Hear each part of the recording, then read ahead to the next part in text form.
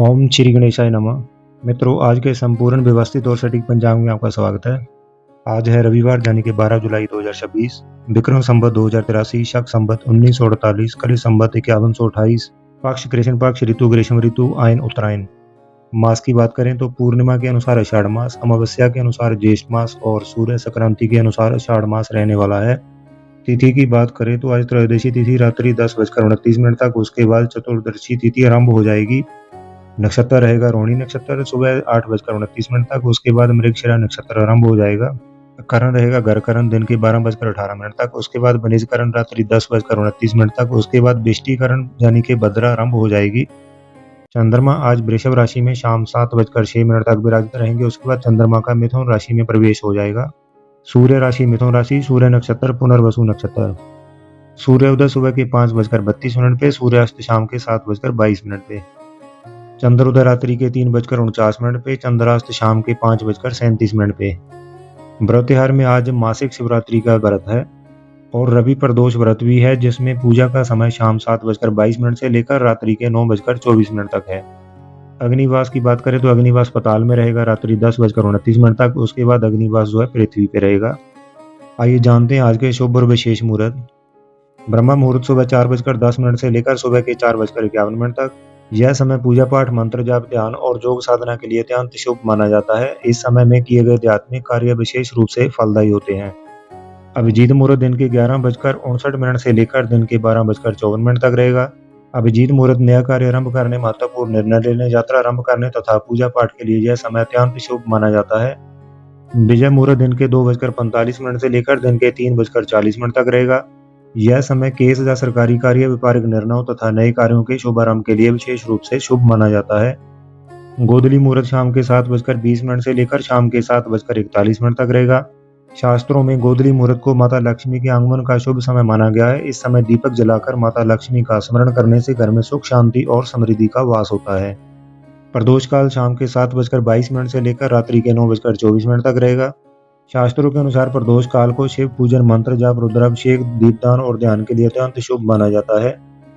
निषेध काल रात्रि 12:07 से लेकर रात्रि के 12:47 तक रहेगा। यह समय मध्य रात्रि का विशेष मुहूर्त होता है। इस समय को तंत्र, मंत्र, ध्यान, जप तथा आध्यात्मिक साधना के लिए अत्यंत शुभ माना जाता है। आइए जानते हैं आज के शुभ चौघड़िया की स्थिति। चार समय सुबह के 7:15 से लेकर सुबह के 8:59 तक।